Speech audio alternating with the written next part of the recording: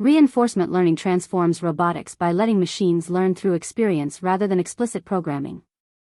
In a typical setup, a robot interacts with its environment, receiving positive or negative feedback based on its actions.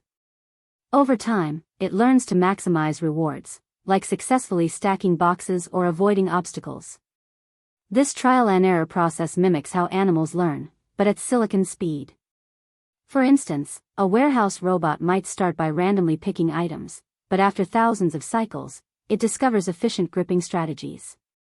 The key is the reward function. Engineers define what success looks like, and the algorithm figures out the path. This approach powers everything from autonomous vacuum cleaners to advanced assembly lines, allowing robots to adapt to changing conditions without human intervention. The takeaway is that reinforcement learning doesn't just program robots. It gives them the ability to learn and improve continuously, making automation more flexible and resilient than ever before.